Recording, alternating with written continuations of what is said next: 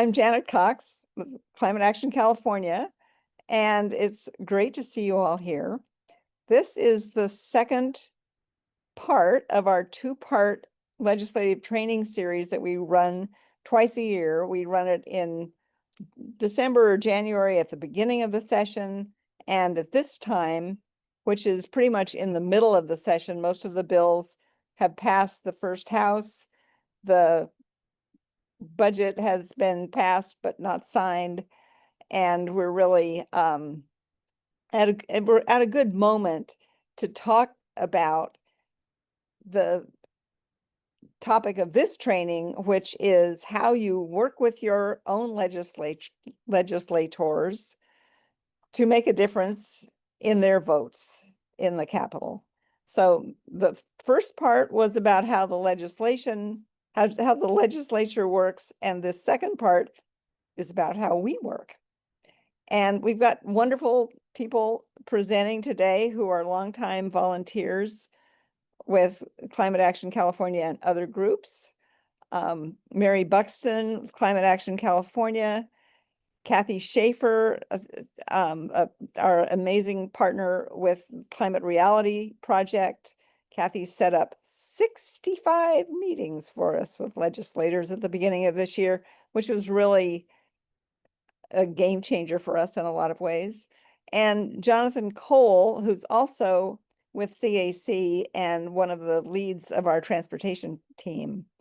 I also want to thank 350 Sacramento and Third Act Socal, as well as the Climate Reality Project California Coalition for co-sponsoring this series of trainings. And it's going to be really interesting, and you're all lucky to be here. So I want to turn it over to Mary Buxton, who is going to lead off the next part. So next slide, please. And thanks, everybody. Great, Janet. Hi, I'm Mary Buxton, and I have been with the Climate Action California organization for about 8 years. Currently, my job as a volunteer is as a co-lead of the Capital Teams for Natural Resources. So I'm going to talk about effective citizen lobbying. So could I have the next slide, please? Okay, first of all, why lobby? Well, for me, why I like to lobby is I feel like I'm getting to exercise my democratic rights.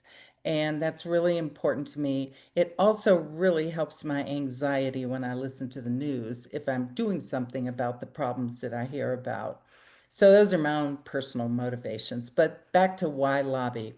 So, the most important thing about lobbying is building relationships with the representative and the staff. And this happens over time with the goal of becoming a trusted resource and a partner. So, it's really important to be polite, authentic, communicate positively and respectfully. And in the long haul, you'll develop a trusting relationship. And I have examples of this. When I first started out, I was visited this one reluctant legislator about 6 times with large groups. And I asked the staff person, I said, Aditi, you've been so, open door to us, thank you so much. She said, well, you guys were always organized and polite, and so it was fine. We welcomed you back. So that was like a validation for being, because I had a lot of people tell me I was too nice to this certain legislator, but I just felt it wasn't going to get us anywhere to be negative. And then the authentic part is that sometimes at these meetings, you're kind of shaking in your boots because you're like, well, I don't know how much I know about this topic. But the main important thing is you're a volunteer giving your time. You're also a citizen, a constituent. You elected them maybe and or helped do that. And so that really counts for something. So you just do your best. And sometimes I even go in and just give a disclaimer that, okay, I am a citizen lobbyist, so I may not know it all, may not get everything right, but this is what I'm here to promote or oppose. Okay, so another reason to lobby is to educate that they don't know. You think these legislators know everything, but they don't. There's just too much depth and complexity. So that's where we come in. And the word lobby in itself often has a very negative connotation because people associate it with buying influence. So, as citizens and constituents, um, we advocate for causes that we believe in. We aren't getting any money for it, and we're just looking for good results for health, climate, environment, population, whatever. So, and we really do want to promote our interests and influence votes so we can advocate and get bills passed that we think are important. Next slide, please. Okay, why is it important to make your case? So in 2025, the California legislative session had over 2,350 bills introduced. There is no way with the level of detail in these bills that any one legislative office can get all that down. That's where we come in. We're kind of experts, and so we're activists on the ground. We have we have experts. We talk to other people in our coalitions. So we may have information they have not heard or have points of view that they may not have heard. And so we offer a different perspective so we can come in, and that's why we need to make our case. The other reason is that the oil and gas industry has a lot of paid lobbyists on the ground in Sacramento every day. So if we aren't given our message, that's all they're going to hear. So we really need to balance out the messages that they hear by speaking up. Next slide, please. So who lobbies and how? So the difference between the paid lobbyist and the volunteer constituent. So paid lobbyists get a paycheck. They can get campaign cash by having contributions made or hosting fundraising events. And they can spend a lot of time and money carefully crafting their messages, focusing on one point, to really try to shape public opinion and the legislators' vote. And they often are working in Sacramento. Now, volunteer constituents have a different kind of advantage. We're passionate about our causes. We elect the representatives, so they do care about what their constituents think. And we can provide grassroots support. So at every meeting with a legislator, we always ask them, what can we do to help you? What do you need? And so that's that grassroots support. Volunteers historically have often been in the district, but that's kind of changing. We're developing these capital teams where we actually have volunteer advocates in the halls in Sacramento, trying to develop these face-to-face relationships and recognition so that they have a friendly relationship and can say, oh, hey, here, let's have a cup of coffee. Let me tell you about this or whatever. So that is some of the difference. And next slide, please. Okay, so if you can advocate as an individual and still cultivate relationships with your legislators and staff. So how do you do that? Well, you can attend events that where the legislature's going to be or where they are actually hosting a town hall or some kind of July 4th parade. My assembly member happens to meet at the dog park on Saturday morning and ask people, the constituents, to come in and, talk about their issues with her there. Another county supervisor used to have sidewalk talks. And so they just have a lot of creative ways that they want to reach out, so that if you show up and introduce yourself and what your interests are, you can begin that relationship. You can even volunteer on their campaigns. It's always good, and we always do this as a practice, as our meeting with legislators, to thank them for something like, thank you so much for that bill that passed, or maybe it didn't pass, but we love that idea. start off with appreciation because that softens people up. And it's got to be genuine though. And then communicate. When there's something you want them to know about, let them know by email, letter, phone call. You can sign a petition, you can write a letter to the editor. And these are all ways you can advocate and lobby as an individual. And now we're going to talk about advocating and lobbying as part of a group. Next slide, please. Okay, so as part of a group, you can have an even bigger voice. Our group meets regularly, so people get to know each other. And as climate action has grown, they have, we've kind of divided into segments of topic teams. So there's more expertise, and there are small groups that are working together. Of course, there's always an open door policy and room for more advocates.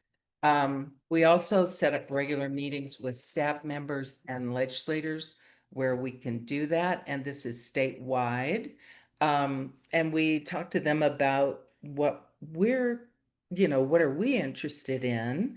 But a lot of times it's kind of funny because we're trying to advocate, but we do more listening than talking. We really want to hear what's important to them, what are their thoughts about climate, environment, whatever, and where do they need our help.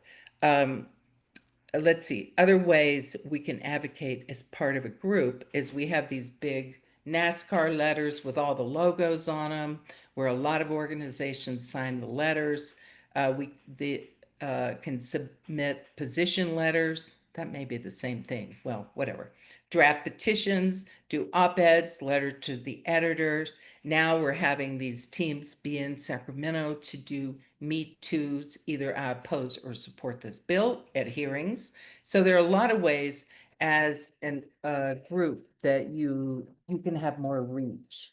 And overall, what you're trying to do is strengthen the relationship with the legislators and with their staff. Next slide, please. So guidelines for group work. So when you are part of a group working with an organization, you may really have a strong opinion about something, but you got to remember, I'm here representing this organization, not speak for myself. And so it's really important to stay with the agenda that we have planned. And the way this organization works is when we have meetings, we usually have a pre-meeting, so everybody is crystal clear on what their role is. And it's quite fine to have people in the meeting that never say anything. They're there because your presence, you represent a bunch of people out in the population that didn't take the time to go to this meeting. And so having more people on a Zoom screen is way better. So you don't always have to talk to have an impact. It's really important that we respect and support one another, and particularly environmental justice issues and groups, because a lot of these frontline communities are getting the worst brunt of climate impacts and the least help. So we want to raise them up and support them. So don't contradict, agree on a consistent message, and do that. Next slide, please. Okay, so in summary, I can't say this strongly enough. Relationships are vital, and sometimes you may lose or not speak up as much as you would love to on a certain point because you're thinking about the long haul of having a good relationship over time. Um, and that's really come up a lot in these capital teams work where, in what way do you oppose a certain bill, without offending the legislator? And so we have discussions about that. So relationships are really vital, and they allow us to influence legislation now and in the future if we keep those relationships healthy. One thing is really important to remember is don't do a hierarchy about staff versus legislators. The staff often have their own little bailiwick of issues that they are the expert on, and everybody talks to them about that. So these people have very deep knowledge, and they are really good at communicating and summarizing what your issues are with the legislator and informing the legislator. So they're really important people. And the last bullet point is the most, maybe the most difficult, is sometimes we meet with people who have really different points of view than we have. So the marching orders are you stay positive, professional, informative, and you're really curious about what their point of view is and what, their concerns are. And there just may be a chance for everybody to find some issue that they agree on that would be very beneficial to that person's constituents. So that's what you hope for. And then by being, informative and professional, you develop that sense of professionalism and, where, like a trusted resource. That's what you're aiming for. So, excuse me. So it's really important to just talk to everybody and try not to get too biased with your own, uh, your own point of view. So I had, when I first started out, I was kind of shaking in my boots, but I cared enough. I had figured out that climate was my main issue. And so I was willing to take that risk. And I must say, in this organization, they're very aware of burnout and they talk about that and want to protect you from doing too much because they want you to be here in the long haul, and it's very supportive, wonderful people, constant learning. So I can't say enough about being lobbying and doing it as part of a group. So thank you for listening to me, and I now want to introduce Kathy Schaefer. Could we have the next slide, please? Thank you, Mary. Um, as Mary said, and this is a message that you'll hear a lot, it's all about the relationships. And our meetings allow us to develop those relationships over time. It's not easy, it takes a lot of focus and time and work, but the payoff is huge. We want to make our meetings meaningful. We want to have a plan, we want to have the research done, and we know what we want to accomplish before we go into a meeting. What is the purpose of our meeting? A lot of times we'll have meet and greets, and that is really actually very fun. We meet with newly elected legislators and get to know them, and they get to know us, and it's really very interesting and fun. And most times, though, we are discussing specific legislation. We want to make sure that we are discussing our common goals and our differences. Are we supporting a bill? Are we opposing a bill? If we're supporting, how are we going to help? If we're opposing, we need to let them know that we are opposing, and maybe have some suggestions to help make their bill better. And we'll just continue working and let them know if we disagree.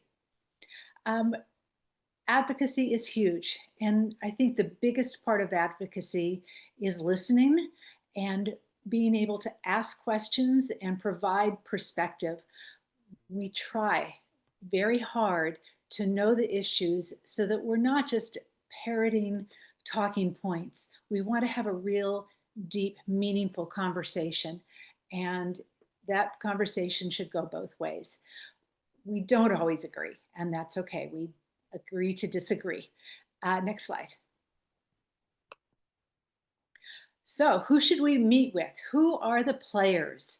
This is really the fun part. The interesting thing is that the people who work in Sacramento love their jobs, and they are all so good at their jobs. And they may work for a certain legislator for a period of time who maybe terms out, but they'll go work for somebody else. So these are people that we know for years and years at times, and that even though they may be working for somebody different, we still have been able to maintain contact with them. So who are the players? The legislator, obviously. We love meeting with the assembly members and senators. It's not always the most productive meeting on our part in terms of getting our message out, but it's very productive in terms of listening to them, because they will probably take up all the time talking about what they're doing, and that's good. That's good for us to know all that. If we have time, we can follow up with some clarifying questions and try and tie our interests into their goals. The meetings with the legislators are usually very short, so we let them do all the work for those meetings mostly. The chief of staff is a really important person. They have the best access to the legislator. They are not as accessible usually because they are so busy managing the legislator and the office and everything that goes on. But when we can get to talk to them or get to know them, it's really helpful. We spend a lot of time working with legislative directors. These are the next person kind of down on the food chain. That the legislative directors are definitely more accessible. They keep us informed. They can talk about the bills with us. They can give us updates. I like contacting them to find out answers to specific questions about strategy on bills that we are endorsing or opposing. And where do we need to reach out to other places to get support for these bills? Some of the people I know that are so important are the legislative assistants who are staffing the bills.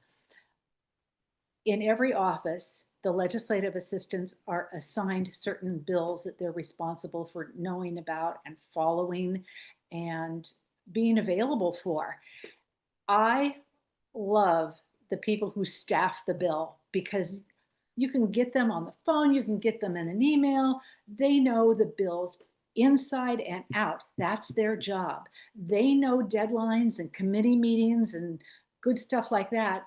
Sometimes before all that information is general knowledge, so we can get a little more information. And I love to be able to call them, and instantaneously they will send me a fact sheet on a bill. And so having that fact sheet allows me to write a letter of support without trying to dig through all of the bill language. It helps a lot. So the fact sheets that they provide are all really helpful. Did I get through that slide? Sorry, let me go back. Oh, next one, the policy analysts. We love policy analysts. It's really kind of tricky to get meetings with them sometimes, but these people are so smart and so in tune. And whenever we meet with them, we're in awe because we learn so much from them. They love to talk to us, but they're not always available just because they're so busy all of the time. But look out for the policy analysts. They are great resources. And the person who we need to really thank the most is the office scheduler. They are the gatekeepers. We need to be sure that we communicate effectively with them, that we're always respectful, and make sure that they know we appreciate them. With any of these people, if they know our organization or if we have, worked with them before, it's actually really easier to get access and answers to our questions. So like Mary said, and we can't say it enough, building the relationships. Sometimes we'll just call just to say hi, touch base, call a ledge director and say, hey, congratulations on your bill that got passed. I know you worked really hard on it, and we need to acknowledge their work, and that goes a long way. It is really important to meet with the legislators who we don't agree with. We've had some of our best conversations with assembly members and senators who don't agree with us, but they find out that we're not crazy and we find out that they're not crazy. And it's just, we do have really good conversations, and hopefully they're learning a little bit from us. We're not going to be able to change their minds a lot of the time, but we always try. If we are supporting specific legislation, we want to meet with everybody who's supporting that bill and say thank you for supporting this bill. It's really important to us, but we also wanted to reach out to the legislators who have not made a decision. That's where we need to spend the most of our time, because we want to make sure that we can convince them. And if somebody has already said, I'm voting yes for it, great, thank you very much. Now let's move on to the people that we really need to work with. And so again, so we use our time efficiently. When do we meet with legislators and their people? It's a really tricky situation. It's kind of a feel. We want to meet early in the legislative session before everything gets super crazy, but we want to wait long enough until their legislative packages are starting to be formulated. And then we can talk about broad concepts and kind of set the groundwork so we can get back to them later as their bills come up for votes and support. And next, just so you know, Fridays and during a legislative recess are good days to try to make appointments with your legislators when they're in district. So that's also another option. And next slide, please. We are on the nuts and bolts of making an appointment. It is really important that you call the Sacramento office. The people in the district office do not make appointments. If you know the legislative director and feel comfortable, you can email them directly and see if you can set up a meeting. Sometimes that works, sometimes not. And a lot of times, like Mary said, we'll end up with legislative assistants or aides. And some of these people, like I said, they just love their job and they're amazing to talk to. Most of the time, we are going to make contact with the scheduler. Each legislator's office has slightly different procedures. They'll put us in touch with a person to schedule, so that if we call and say we're interested in talking to somebody about this bill, they'll say, oh, you need to talk to our ledge director, and here's his or her email. You can contact them directly. That happens sometimes. Most of the time, they're going to send us to an online form. And when you do fill out the online form, there's a spot that you have to fill in that is needs a little detail, because you want to make the case for why they should meet with us. And you make sure that you talk about the constituents and their concerns, and make sure that your request is a compelling one, that they'll come back to you. They're going to want to know who we are, what groups we're affiliated with, why we want to schedule a meeting. And the most important thing is, you have to do it nicely, but you have to be a squeaky wheel. You can request a meeting and you can disappear in a system. So keep track of who you talk to, when you talk to them. And if you don't hear back, send them another email or call them if you want to talk to the scheduler on the phone, and just remind them that, or ask, where you are in the queue for meetings, because things get really busy. And eventually you'll get a response and you'll get a meeting scheduled. Once you have a firm date, you are going to confirm your Zoom, you're going to invite your people, you're going to schedule a pre-meeting, and make sure that you have a really tight agenda that we never stick to, but we try. Next slide, please. Okay. Before we have a meeting, we want to know everything we can about the representative. We want to know that person's background, who they are, where they're coming from. We also want to know as much as we can about the staffer. If we're meeting with somebody on staff, what their background is.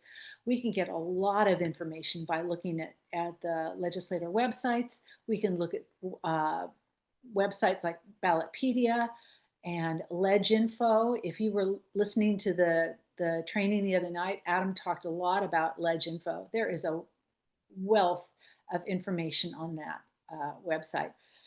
There are also environmental report cards from groups like Sierra Club or in California Environmental Voters that give us information. We also want to know about the demographics before we get into a meeting. Where is the district? Is it urban or rural or coastal or wherever it is, socioeconomic, ethnic backgrounds, and we want to know what are the big issues in their districts that they're focused on. And then we need to kind of try to tie in all of our interests with their interests. We look at their legislative record. What kinds of bills do they author or co-author? What are their voting records? What are their interests? We know that Senator Stern is an environmental person. We know that Senator Becker is an environmental person. We know that Senator Durazo, she is not interested in environment. I shouldn't say that. She will probably not be authoring environmental bills. Not that she's not interested, but we know the legislators' areas of specific interest and strength. And that's helpful when we're having conversations because, they all enter at different levels of understanding. What committees do they sit on? This is huge. It's important to know where their interests are, and you know that by knowing what committees they are on.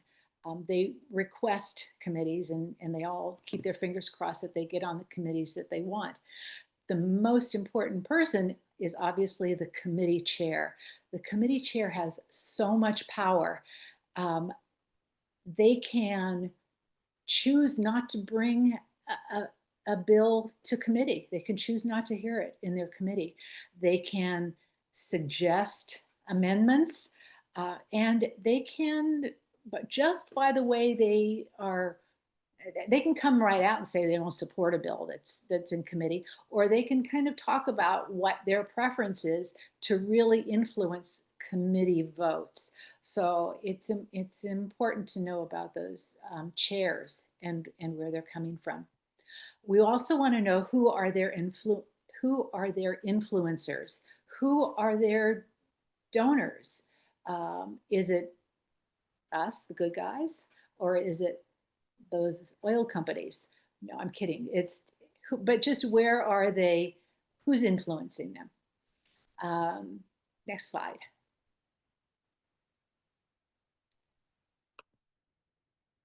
The meetings don't just happen. It takes a lot of thought and a lot of organization to get us to have a successful meeting. It does get easier once you do it. The first few are always nerve-wracking every session, but once you get into the groove, it feels great. If you sign up to attend a meeting with a legislator, you will probably be attending a pre-meeting. It's really informative, even if you are not going to be speaking in the meeting. It's good to know the information. At the pre-meeting, we're going to talk about what our goals are, what we want to talk about, and this is all pie in the sky sometimes. We are so organized, and then things just take different paths, and we do have to be very flexible, we found out. Even though we have an agenda, we want to make sure that we identify the people who have specific questions or comments during the conversation, and always move through the meeting because they go fast. We have limited time. We're going to go with the flow, but we need to stay on task as much as we can. The legislator can talk about whatever they want. That's good. There they go. But on our part, we try not to go down too many rabbit holes because we just need to make sure we're on track. And like Mary said, active listeners are so important. They look to see who's in the meeting, who are the constituents, where everybody's coming from. And I want to make sure I'm on the next slide, please. I am not going to go over all of these details because I'm sure that you have been in meetings and know this kind of stuff. I just want to say that if you haven't been at meetings, please come. It is, like I mentioned not too long ago, I thought government was boring and complicated. Well, it is complicated, but it is never boring. And the opportunity to make a difference is just huge. So we encourage everybody to participate. And I'm going to hand this over to Jonathan Cole now. Thank you. Thanks, Kathy. I'm Jonathan Cole. I am on the transportation team, and I'm the lead for transit issues. We're going to switch the gears just slightly now. We've been talking a lot about legislators and interacting with legislators. Now we're going to talk about committees and how we interact with committees. And just as a kind of a quick overview, folks of a certain age may remember Schoolhouse Rock, I'm Just a Bill. This is sort of the California version of I'm Just a Bill. And I know the print's kind of small, don't worry too much about it. The key idea is that the light blue here on the left side represents the House where the bill is introduced. So let's say it's a member of the Senate puts forward a bill, it's introduced in the Senate, and then Senate Rules Committee will assign it to one or more committees. So committees are crucial here because it's in the committee hearings that the bills are heard, they are shaped. And as Kathy was mentioning, the committee chair has a huge amount of influence in shaping the bills and requesting amendments as they move forward. And a committee can kill a bill, it can just stop it from moving forward. So if it passes the committee, and typically it's more than one committee, it then goes to the floor for a vote by all members of the body. If it survives there, then it passes over to the other house, and that's the darker blue on the right side. And the whole thing starts over again. So you get a second round of committee hearings, goes to the floor of the second body. If it's approved, then typically there's going to be some amendments. So now it's going to have to go back to the original house. Usually there's some informal consultation going on between the committees in the second body and the committees in the first body, so that there's some general sense that when it comes back to the original house, it has a reasonable shot of getting voted. It doesn't go back to committees again, but it goes back to the original house. If it's passed there, then the bill goes to the governor, who can sign or veto it, and then finally it becomes a law. But there's lots of potential places where a bill can get waylaid, and committees are a huge piece of that. Could I get the next slide, please? So as I mentioned, committees are a vital part of the legislative process, and Kathy did a really good job of covering how important the role of the committee chair is. And just as an example, I'm working with a staffer now on a bill that has gone through the Senate, it's moved over to the Assembly, and the chair of the Assembly Committee is suggesting amendments that would pretty much gut the bill. And so now the author is trying to decide what to do. Do you accept the amendments? Do you just pull the bill? You can, it's very rare, you can go forward and say, nope, I'm not accepting the amendments, I'm going forward. The committee chair may not schedule the hearing, or it will almost certainly get voted down in that case. So the committee chair really has a significant role in influencing how things move forward. Next slide, please. So there's, I think, 23 standing committees in the Senate and 32 in the Assembly. Obviously, we can't cover all of them. We have certain areas of focus, and these are some of the key committees for climate. And we're talking about committees that deal with energy and utilities, committees that deal with natural resources. And in my role, I'm very interested in the transportation committees. And then the Senate has an additional committee called Environmental Quality that oversees things like air quality, specifically tasked with climate change, CEQA issues, California Environmental Quality Act. So lots of important things. So those are the committees that we primarily focus on, but not exclusively. Some of the bills that we follow might start with these committees and then be heard in one of the other committees. So you kind of follow the bills where they lead, but these are the committees that we want to have the strongest relationship with, the best understanding of their issues and the concerns of the members of the committees. Next slide, please. So again, a lot of this information pertains to pretty much any organization. Specific to Climate Action California is an initiative we've just been working with for the past year, and this is the Capital Team. And this is the idea of having boots on the ground. Will Brieger was really fundamental in getting this started. We know that there's paid lobbyists for other organizations in Sacramento all the time. So we're trying to get people in Sacramento who are just constantly building the relationship with legislatures and following specific legislation. So the members of the Capitol team will meet with legislators and staff sometimes. And this is, these are typically a little bit later on in the meetings that Kathy's been describing.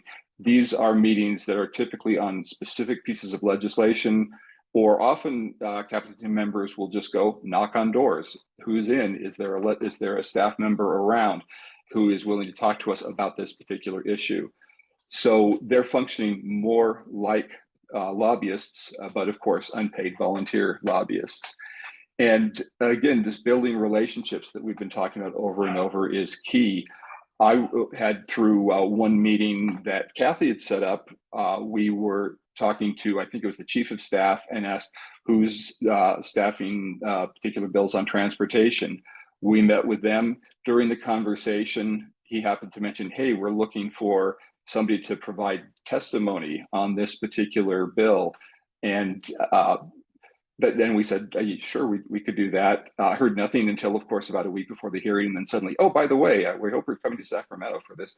So, and now I'm actually working with a staffer on language in the bill. So as you develop that relationship of trust, you can get significant, you can really build those relationships and have significant influence on legislation. And that's what the Capitol team is really focusing on, is building those relationships, both with specific bills, but also ongoing, so that when we come into a meeting, they say, oh yeah, that's the Climate Action California folks, we know them. Next slide, please. So we talked about the key committees, and roughly corresponding to those are the Capitol team has 3 major focus areas, which are energy, natural resources, and transportation. And next slide, please. This is just a sort of a schematic of how we see this working. And this is very much a work in progress for Climate Action California. This is, we've only been working with the Capitol team concept for about a year now. But the idea here I've shown, and I've only shown 3, we're organized with policy teams, and I've only shown 3 of the ones of the many policy teams we have. But these are the ones that focus on those primary areas that we've talked about. And within each team, there is a range of focuses from very wonky, sort of long-range policy, looking at what is the scientific evidence, what does the science say about the best way to deal with these issues, what are the policies that would be most helpful, to advocacy, where we're talking about specific legislation and trying to make that happen. So the Capitol team is more on the advocacy side, and it's kind of overarching. Capitol team members typically focus on a particular policy group, but they also can kind of swing back and forth. And they also exchange insights on lobbying techniques, on where particular legislators might be on issues. There may be an energy issue where somebody on the natural resources, who's been working with natural resources in the Capitol team, says, oh, I've got a relationship with that legislator. Here, let me introduce you. Let's get that conversation going. So the idea is the Capitol team is kind of sort of bridges across issues, but focuses on advocacy. And the members there are mostly in Sacramento, whereas the policy teams are all across the state and focus on that range within a particular policy area. Next slide. So who joins the Capitol team? Anybody can join, but we're especially interested in members who are in or near Sacramento. And near Sacramento is kind of your definition. Do you feel like you can regularly get to Sacramento? Also, if you're but also people who are in the districts of key committee members who can come and say, hey, I'm one of your constituents. I have this concern. Here's what Climate Action California is doing. Capitol team members generally are also members of at least one policy team, so they have that policy knowledge. They're familiar with the policy areas, and as Kathy said, you're not just reading from talking points. You've been in the meetings with the policy folks, and you know what's going on. And so they're developing relationship with the committee chairs. and the members, as well as with other lobbyists and consultants. Will has a few times said, hey, I was hanging out with lobbyists and they said, this legislature is a good person to approach on this particular issue. And then also one of the advantages of being in Sacramento is the ability to attend hearings in person. And we'll talk in a minute about what Me Too testimony is. That has to be delivered in person. If that sounds like something you're interested in, you can, there's a link here, and I'm not sure that will be put in the chat for a sign-up form where you can basically say, hey, I'd like to join the Capitol team, and you'll get more information. You can also just informally contact either our executive director, Amanda, or our volunteer coordinator, Linda, and they can give you more information. Next slide, please. So that's kind of an overview of committees and building relationships. There's several formal ways in which we communicate with committees on top of the informal ways that you can do this just through Capitol team members meeting with legislators. And they break into two big categories, which is written communication and providing testimony at hearings. And I'll talk a little bit about both of those. Next slide, please. So first, let's look at written communication. Written communication can have a big impact. It's something that's it'll go into a record, it'll be kept by the legislator's office, and it basically can establish an organization's position on an issue. And emails or letters can be sent either by individuals or organizations. I'm going to focus more on organizations, but I'll talk a little bit about individuals as well. And when we say letters these days, it's very rare now that somebody types up a letter and signs it by hand and puts a stamp on it and mails it in. And partly the timelines and turnarounds are often quite short. So usually we're talking about a letter that's then turned into a PDF, and the PDF is uploaded through a particular website. Next slide. So let's talk about individuals a little bit. If you're an individual, there's several ways you can submit an email or a letter about a particular issue that you're concerned about. It's pretty rare just to, let me look up the legislator's email and I'll send them an email. Those often have a hard time getting through. Usually each legislator will have a website, and if you go to the websites for the Senate or the Assembly, and then click on committees, you will get the information, or click on members, you can get the information about the legislators and how they like to be contacted. And different legislators will often have different procedures. So you can just on your own send a letter to the legislature through that. Or sometimes you'll get an organization where you're on their mailing list, and there'll be an email action alert that will say, hey, we need you to send emails or letters. And they will typically tell you what the best way to send that is. They'll often have a template. This is a template for what your message might say. And sometimes it's a phone alert. We want people to call this legislator's office because they're going to be voting tomorrow, and we want them to hear. And those are especially useful if you're a constituent of that legislator. Next slide.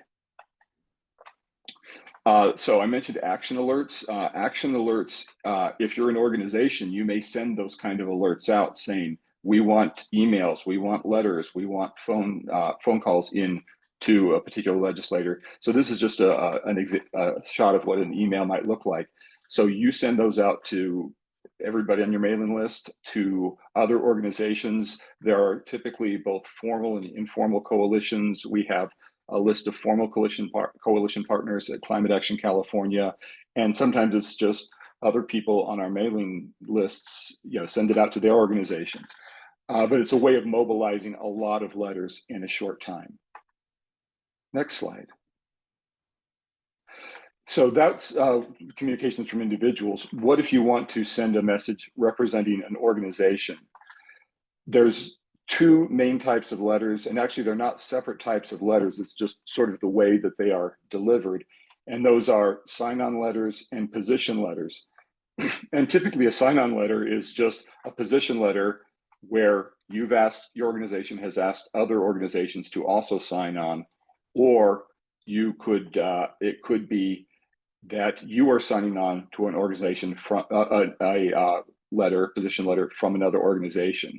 Really important, and this is kind of like in meetings, you representing the organization, not yourself. If you're responsible for helping develop a position letter, be sure you know who has the authority to sign and submit. Don't just go off on your own and sign and submit. At Climate Action California, any position letter is going to have Janet's signature at the bottom, and so she needs to be aware of it, have reviewed it, and approved it before it gets submitted. Next slide. So let's talk a little bit more about sign-on letters. If you're thinking of getting a letter, having a position letter and asking for sign-ons, typically this is something that's kind of high profile or important that you think a lot of organizations are going to want to weigh in on, where you think you may have, your organization has particular expertise or particular relationship with the legislature, that you might have a powerful voice, but you want to amplify that by having other organizations sign on. Or you may sign on to another organization where you feel like this isn't really our core issue, but it is important for us. We're not going to we don't have the bandwidth, or we're not going to take the time to write a formal position letter ourselves, but we could sign on to this one that they've already put together. And some of these are what are called NASCAR letters with all kinds of logos. And I'll show you a NASCAR floor alert so you get an idea of what that looks like a little bit later on.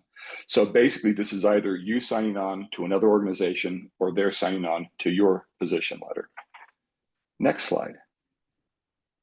So position letters, these are really sort of formal statements of position, and these are submitted typically to the committee, or to the committee where the bill is next going to be heard, often also copied to the author, especially if it's a letter in support. And these can be in support, it can be in opposition, it can be we support this if it's amended, it can be we will oppose this unless it's amended.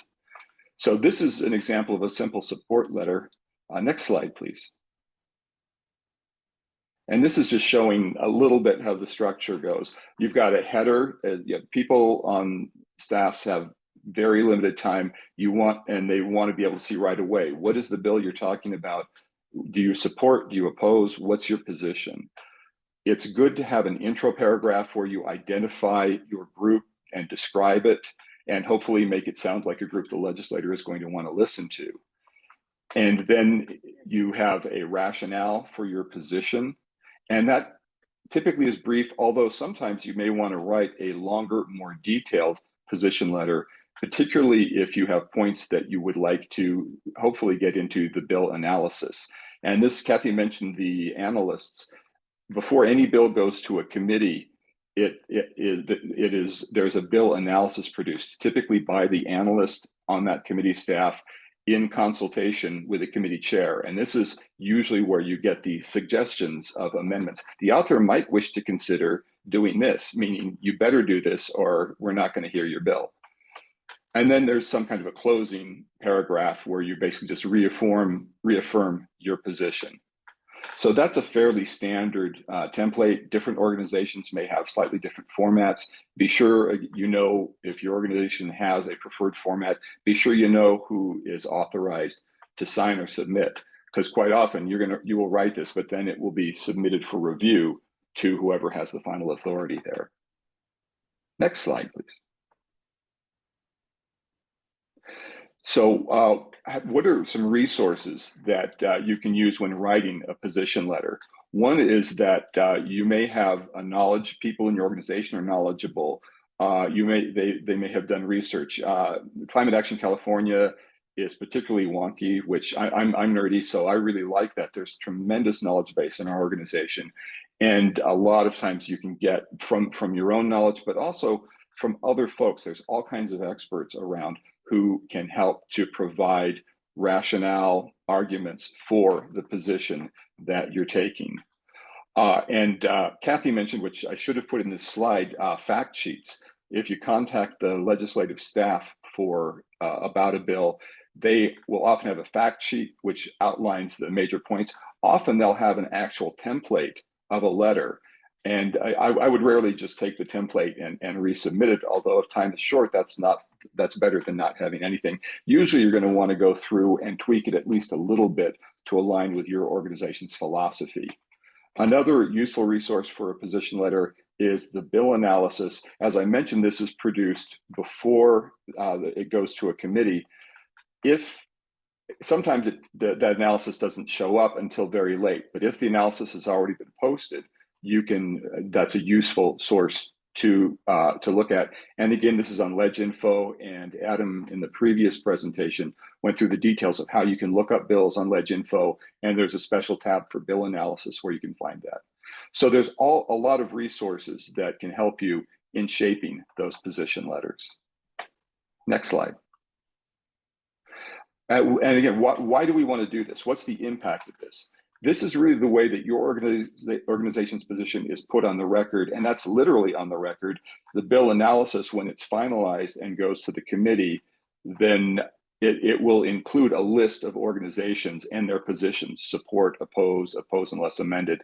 And your organization, if you've submitted a position letter, will be listed. And if you want to actually have your language reflected in the analysis, then you want to submit earlier. There's a deadline. It varies by committee, so be sure you look up on that committee's website what their policy is about deadlines for submitting position letters. But if you really want to influence the bill analysis, then you want to submit well in advance of that deadline. The position letter is submitted through a portal, and we'll talk a little bit more about that. But you don't just write it once and you're done. If there are significant amendments, often the bill's heard by one committee, there's big amendments, and you really want to look at that and say, do we still support it with these amendments? Or has this removed our objections? And can we move from oppose unless amended to support? And submit a new letter, and on your header, you want to specify, this is regarding the bill as amended on this particular date. And then when the bill moves to a different house of the legislature, right now, we're rewriting a lot of our position letters as things that started in the Senate move to the Assembly and vice versa. Next slide. So how do you submit this once you've got the position letter? How is it submitted? Each organization has their own rules. Be sure you know what those rules are. Be sure you have authorization to write a position letter. And again, LegInfo can tell you where the bill is, what committees it's going to, and you can look then at the committee's website to find the deadlines for submitting those position letters. To submit, the position letters are submitted through the portal, and the position letter portal, which is linked through LegInfo. Anybody can register and submit letters there, but be sure that if you register and submit a letter, that you are authorized to do that for your organization. You can also do it as an individual. And in that case, in the bill analysis, it will list all these organizations and say, and 5 individuals have also supported.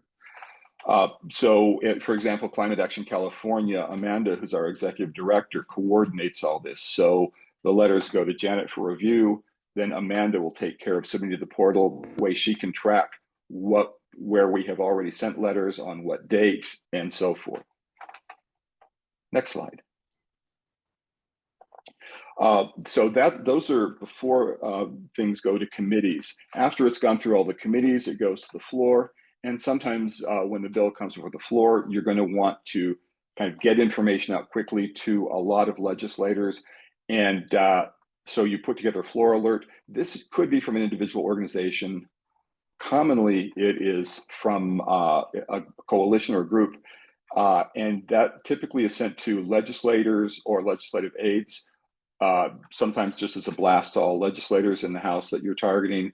Sometimes legislative aides that you know are going to be supportive and amplify that position. And next slide, please. This is just an example of a NASCAR letter. This is why we call them NASCAR letters. We've got all the logos of all the organizations that are on the floor alert here. Next slide. And this would be the full floor alert. Usually these are very brief, like a one-pager, one-page double-sided with the logos, brief bulleted reasons to support or oppose the bill. And again, this is targeted towards the legislators and their staffs. And then on the back, a list of the organizations with their position. Next slide, please. So that's written communication. There's also verbal communication, testimony at committee hearings. And the two main types of testimony are primary testimony, and that's usually the author of the bill will recruit somebody to provide primary verbal testimony. They introduce the bill, they speak for however long, they can speak for pretty much any length of time. The primary witnesses then have typically 2 minutes each to present supporting arguments for that. Then there are basically, if they call for Me Too's, and Me Too's are pretty much anybody who is supporting the bill. Next slide, we can see a little bit how that goes. So basically, you just stand up at the microphone and you make a statement of support or opposition, your name, organization, and position. So it might be, I'm Jonathan Cole from Climate Action California, and we're in support, or we're in support if amended. And sometimes it's rare you can say more than that. I've seen people try it and usually you get shot down right away. Sometimes if it's support if amended, you can at least say, we support if amended and our letter is on file, with our suggested amendments. You can also give Me Too's for other organizations, because this has to be in person and not every organization can have people in Sacramento on the days of the hearing. It's really helpful to be able to give Me Too's for other organizations. So you might say, I'm Jonathan Cole, representing Climate Action in California, and also on behalf of, and then list the other organizations that you're speaking for. So the Me Too's are basically just a way of demonstrating support. And the Me Too's there was a period under COVID when you could do remote Me Too's online. Those are no longer allowed in any of the committees for the Assembly or Senate, which is again why it's nice to be able to give Me Too's for other organizations where it's appropriate, where you have a position and it aligns with your position. And of course, you can also then request other organizations give a Me Too on your behalf. Okay, next slide. Next slide is any questions. So I'll turn it back over to Linda and she can help moderate the questions. Yeah. Or unless Janet would like to say any closing remarks. There's one thing I guess that I would say in answer to a good question in the chat. There are really two kinds of letters that you submit on a bill. There are letters where the major purpose is to get your organization's name in the bill analysis. And those can be really plain. They can just say, this organization supports this bill for this reason, and we hope everyone will vote for it. And that gets us into the list of supporting or opposing organizations in the analysis. But if you've got something to say about a bill or about an issue that someone else may not be raising, and Climate Action California tends to do this kind of a lot because we have so many people who really know these issues, then that letter goes in with the intention of influencing the committee staff's drafting of the bill analysis. So you can propose amendments or give reasons why you think a bill is important or should be killed. One of the things that we try to do is to reach out to the committee staff, to the author's staff before we oppose a bill, because we don't want to jeopardize those relationships with surprises. So if we have a beef with a bill and we're about to send in an opposed letter, we'll call that office, ask who the staffer is who handles that bill, try to talk to that person, send an email, say, we want to talk to you because we've got this issue. And maybe we won't hear back, in which case we'll drop the letter in the portal. But sometimes those conversations with staff that we're going to disagree with are really valuable in lots of ways. So other than that, I thought that was fabulous, Jonathan, and thanks everybody. Okay, great. So then I've been collecting the questions from the chat. Thank you to everybody who has already answered questions. But I think for the sake of those watching this later who may not be viewing the chat, I just want to uplift a few that are really important clarifying questions. I'll start with those for Jonathan. One person was wondering if during the legislative hearings, if there's time for more than just a Me Too, like a longer public comment, or are they limited to just saying we support or oppose? Do you want to come back on camera and answer that, Jonathan? There you go. Perfect. Almost there. There we go. Okay. Yeah, I think Adam answered this too. Me Too's are the only form of public comment that are allowed in the committee hearings. I've been to hearings for different regulatory bodies that are under the Brown Act that allow more public comment, but committees, it's just Me Too's.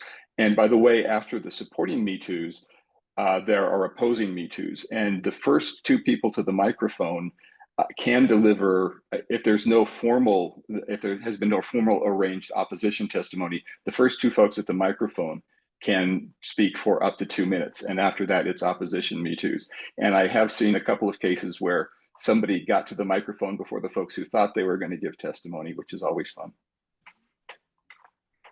I appreciate that added nuance. That's great. And then also, Jonathan, I thought Ava's question was important. Why do written communications make a difference to legislators, especially from an individual? Does anyone actually read them, or is it more important because of sheer volume? I think Janet addressed that a bit too, but I wonder if you want to say anything about why it's so important for individuals to submit letters. What influence do we have? I'm actually, I think individual position letters, and Janet, I would really appreciate you weighing in on this. I don't think individual position letters have a lot of influence unless you have a particular expertise or can in some way speak more meaningfully to the bill. Usually, as I mentioned in the bill analysis, if it's an organization, your organization's name will be listed. And then at the bottom, it'll be, and 5 individuals. I do think that the letters from organizations are read. I do think that they can sometimes influence thinking about the bill. And also, authors always like it if they don't get any opposition letters, because then they can say there's no recorded opposition to this bill. So if you do oppose, you want to be sure to get that in there so that they can't say no opposition on record. Yeah, excellent point.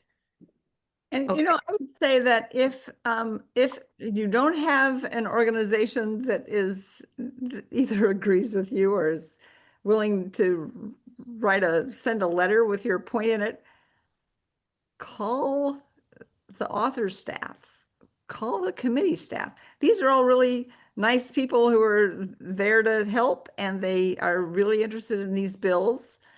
And as Jonathan said, if a lot of individuals weigh in on a bill, will say, and 7 individuals at the end of the bill analysis. But, there are other ways to talk to the deciders and tell them what you think and have a conversation. And they're happy to talk to you. And you'll both learn things. You're muted, Linda. Thank you, Janet. There was a question that came in earlier for Kathy, and I just wanted to lift that one up. That it sounds like a lot of the meetings that we're having are in Sacramento, but if someone wants to make an effort in their district, is there someone in Climate Action California to talk to before we venture out to meet with our legislators in district? Do you want to address that? Most of our meetings are Zoom meetings. Yeah. So, I think we said earlier, in the old days, we used to try to scrape up some constituents and haul them down to somebody's office. We don't do that anymore. We set up a meeting and we bring people from all over the state representing a lot of different organizations, and everybody doesn't have to talk, but it's very impressive for the legislator to see 25 people showing up for a meeting, and we're super organized. You know, we've got an agenda. We know who's going to talk. We have a plan to let the legislator talk, but that person's sitting there looking at a huge community of people who really care about this. So not being in Sacramento is not that inhibiting if you really want to get to know your legislator. And you can also, in your district, if you want to set up a meeting with your legislator in the district, tell us. And if it's on Zoom, we'll find more people who want to talk about bills. And if it's in person, you know, we'll look to see who else we have on our mailing list and find other people to go to that meeting. So, you know, we're just trying to do this every darn way we can. We're going to meet with people every way we can, whatever it takes, and it works. So, yes, you don't have to live in Sacramento and I mean, you can't even get to Sacramento from San Jose in less than 4 hours. This is crazy. This state is way too big. So fortunately, one of the things that the pandemic brought us was Zoom for meetings. And it really works. Great, thank you. And maybe we'll wrap up with the last question because most of the rest were answered in the chat. But another question is that organizations like Climate Action California and its allies obviously have limited amounts of time and energy each legislative session. How do you decide which bill CAC can be most impactful in supporting or opposing? I don't know if Kathy or Jonathan, you or Janet wants to answer how we go about prioritizing, but that's an interesting question. I think it's really difficult, and each organization has their own procedures and their own interests in legislation. Climate Reality does a lot of work around biodiversity, and that's not what CAC would focus in on. They have many other goals that are very technical, but I think it's every organization has their own procedures, and it's pretty complicated. Yeah. But I would just say Climate Action California has developed because we're a little wonky, we have a complicated, wonky process where each of the policy teams goes through legislation, ranks and individual members, and it depends. In some committees, it's a mathematical process plus discussion. Some is just informal discussion, but essentially decides on rankings of bills by priority. Do we not just support or oppose, but what's the level of effort that we can put into this and what are our highest priorities? So for us, it's a discussion in the policy teams. Yeah, and I just clarified that the natural resources team now is more interested in biodiversity than maybe in the past. So that's also a topic of interest to some of our members. Yep. But yeah, it definitely is complicated. And we have so many different policy teams that, yeah, we have a lot of things that we're supporting and opposing, doing a lot. But I think those are the main questions. And I think it might be nice to wrap it up on time tonight.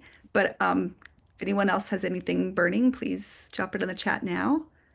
Otherwise, I'll turn it back to maybe Janet to wrap us up. Do you want to say any final comments? Well, I'm just really glad that you all showed up, and we would love to hear from you what you thought of this. We should have some kind of a form to fill out at the end, and I don't think we do, but we'd all love to hear from you. And I think these trainings, we have been doing them for a long time. They're always a little different. I think this particular round was extra good, and I'm not biased at all. But it's great to have you here, and thanks for coming, and don't be a stranger. I put the link in the chat, climateactionca.org/volunteer. So if you sign up there, you'll get to meet with me, the volunteer coordinator, and we'll get you oriented to a good place to contribute. So please sign up. So thank you all.